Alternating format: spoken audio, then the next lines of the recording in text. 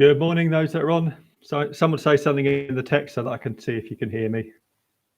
And don't say your mic's not on.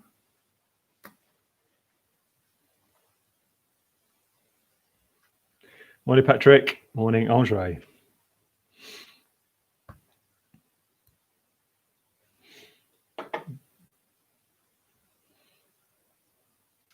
Put a shirt on especially today, so hopefully it'll be a good one. Morning, Leslie. I will leave it until just a couple of minutes past past before I start. This is always the awkward bit, this, isn't it?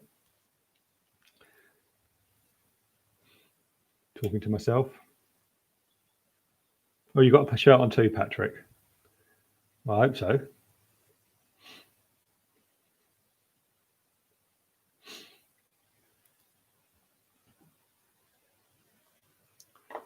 So what's the gossip out there then? Anyone got any good gossip? No? Okay.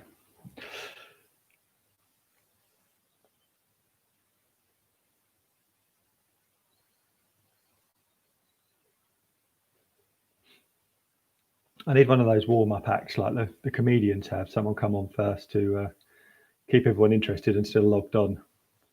Any offers, just stick your name in the message and you can go on next time.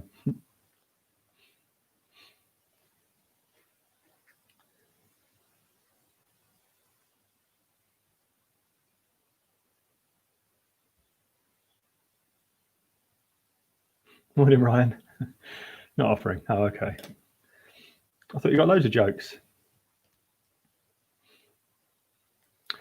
Okay, so it's 10:30. I shall kick off.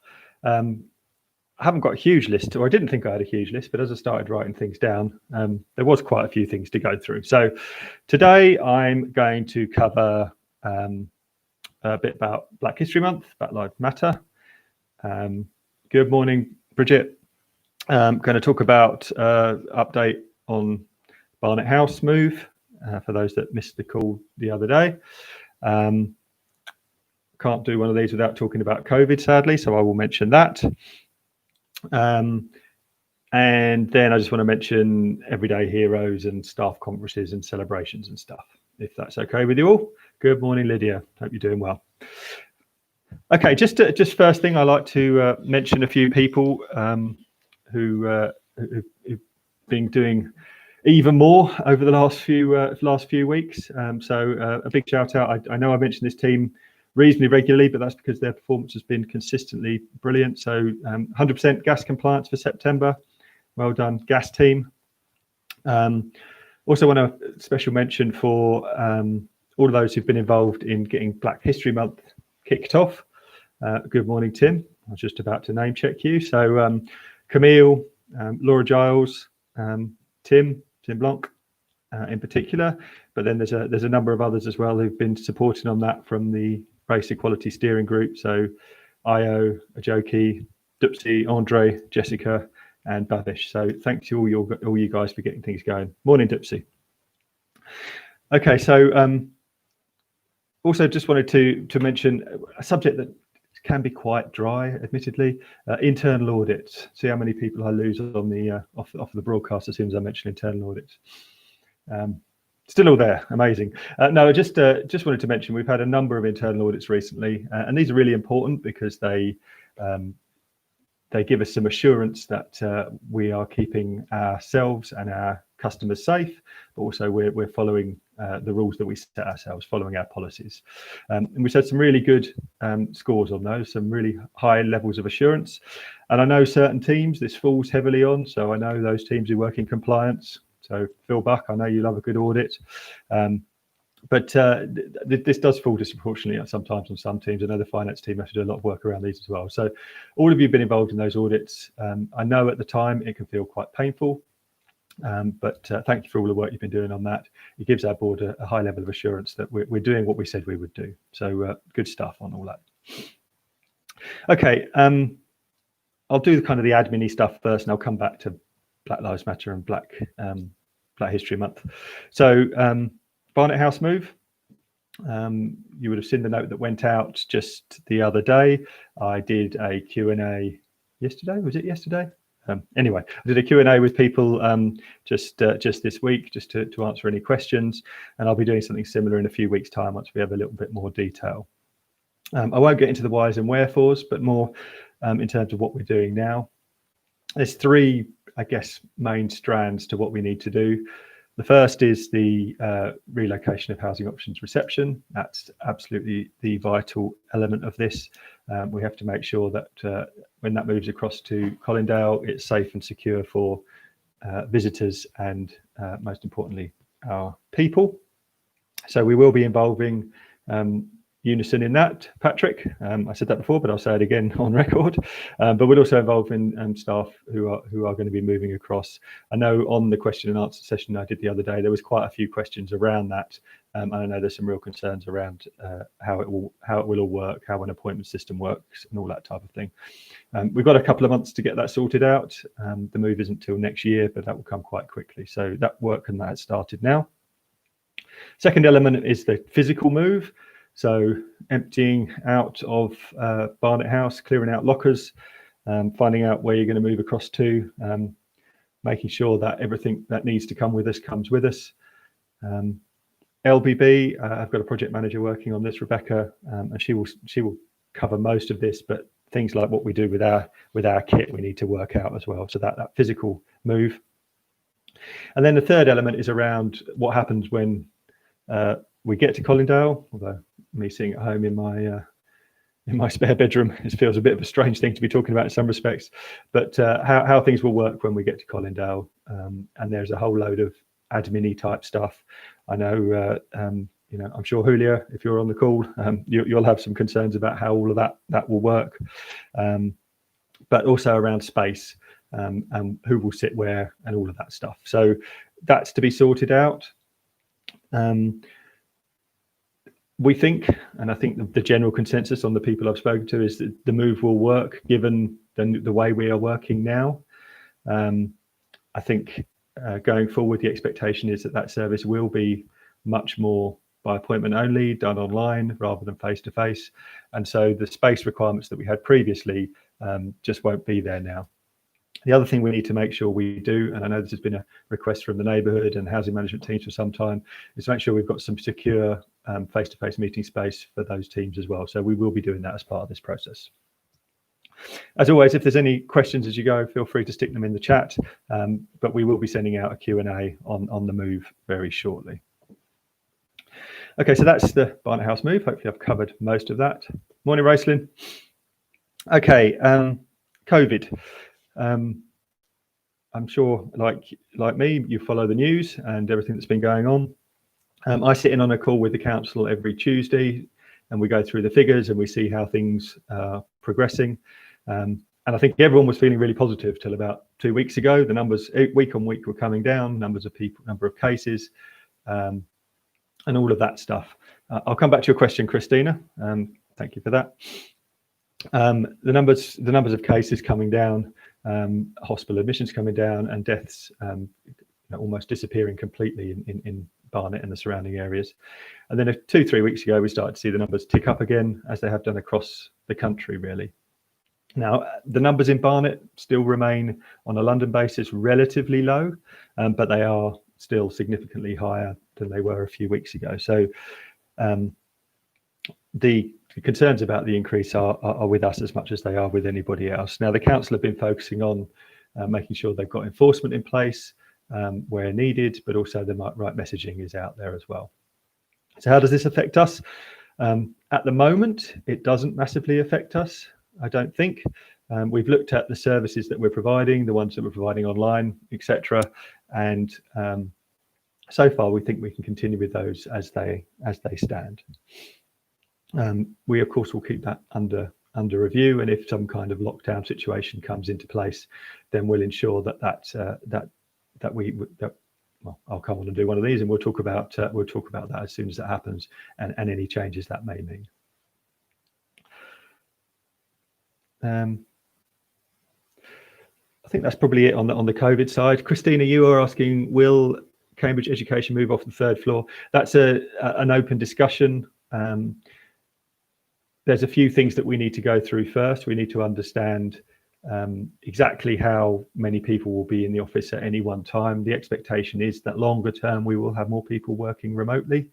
The Colindale office at the moment, we kind of sized for about 7 desks to 10 people. Now, in reality, because we've got Graham Park as well, I think it was actually nearer 8 or 9 in practice, and we never filled the space that we had. If Cambridge Education stay where we are and everyone from Barnet House moves across, that brings that ratio down to about 5.5, 6 desks per person, per 10 people, sorry, which means either we will need more desks to get back to that ratio of 7 to 10, or we will that expectation of people working from home will continue. And I think that's the more likely of those two options. When Cambridge Education moved in, we were quite generous with the desks that we offered to them, because we weren't using the space that we had, and it seemed a bit churlish to not to do that. So it may be that either they shove up or they move to a different floor. And I know the council are looking at all the floor space at Colindale at the moment in light of the changes around COVID. So hopefully that answers that question. Just a few things I guess I wanted to mention. One thing I have noticed, back to slightly the COVID subject, is a big increase in casework, and I'm sure you guys are feeling that as well, particularly those in the housing management and repairs teams and the customer relations complaints teams. I think if you asked me a month ago how things were, I would have said relatively quiet on that front. I know when I've spoken to individuals, you've told me that isn't the case, but from my point of view, it felt relatively quiet till about a month ago, and now we can see quite a lot of people coming through, complaint levels going up a bit, but just a lot of general casework, a lot of counselling inquiries, and I guess all I can say on that is I wanted to highlight that, to know, so that you know that we've seen that increase. I have spoken to a number of councillors in the last week just to say, we're all on the same side on this one. Let's work together to get solutions rather than fighting against one another. But I do appreciate that there is quite a lot of pressure on the frontline services as far as that's concerned. Just a couple of admin things, and then I'll come on to Black Lives Matter, Black History Month, and Everyday Heroes. I was asked around holidays. We agreed that people could carry 10 across to next year. That still remains the case. You do have to take 20 days leave. It's a statutory requirement. That's including bank holidays. So you do have to take at least 20 days through the year, but you can carry 10 across, obviously, depending if you're part-time, and there's pro rata and all that stuff. But yeah, so just to remind you, there's 10 days. What I would say is that there is a real danger that everybody saves it up, and during March there is no staff in the Barnet group. So I would ask that you work with your teams to make sure you spread this out over the year, accepting that most of us aren't going to be going anywhere. And I guess with the feeling that this might be around for another 6 months, I don't think many of us are going to be going anywhere this financial year. So please spread that holiday out. But yes, you can carry 10 days across. Okay, on to hopefully more interesting ground. Black History Month kicks off today, I believe. So thank you for all of those who've been involved in starting that and getting it going. I've already mentioned you guys. So there's 4 main elements to it. So that's around conversation, inspiration, celebration, and motivation. I think we started some of the conversation stuff a few weeks ago. I've mentioned it on this call. I've mentioned it on a number of calls that I've done. And this is just around raising awareness and making connections with other people. So then there's going to be some stuff around inspiration. So this is around food, recipes, dare I say it, politics, celebration. So that's around art, sport, culture. It's not likely that we'll be having a Black History Month get together this year, which is really sad, because I know that's always something everyone really enjoys, but we'll do our best to do that online. And then something around motivation. So this is around what you can do, what books you can read, where you can get more information, all that type of stuff. It will be mostly on the Vine. I plug the Vine every time I do one of these calls, so make sure you're looking on there. There's a lot of people who are putting a lot of work into this, so get involved, and I'm sure you'll find it rewarding. Okay, final subject from me, just on, I think, on Everyday Heroes. I was on the Vine this morning. I think we're running out of time for nominations. Andre, let me know on the chat what the drop dead date for that is, but make sure you get your nominations on there. We are going to attempt an online staff conference at some point in November, date to be agreed. We did a managers conference. I think we had 100+ people. Yes, nominations for Everyday Heroes closes tomorrow. We had 100+ people on the Teams call just last week. So we're gonna see if we can break teams and get the vast majority of staff on for a staff conference in November.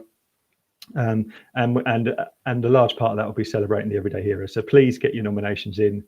We like to mention everyone who gets a nomination, and there are some really good prizes for those who are selected as winners.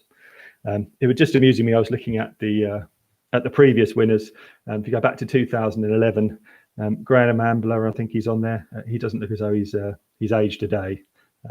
A few others of you do look slightly older than 2011, but Graham still looks about 12 years old. So hope you're there, Graham. I think that was it from me. So we've covered Barnet House move, COVID, holidays, Black History Month, and Everyday Heroes. So I will pause just for a couple of seconds in case there's any other questions. Type them in the column, and I will quickly flick to my emails because I normally get something from Michelle via email.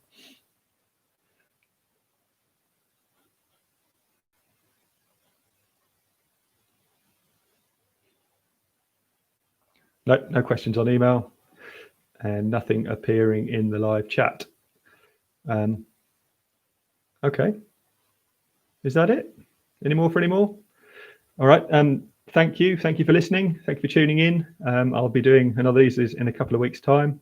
Hopefully you find it informative. If there are things you want to know about or hear about, then please drop me a line in advance, because I'm happy to talk about anything that people want me to talk about or want more information on. So make sure you do drop me a note in advance, and I'll make sure we cover whatever it is that you want to talk about.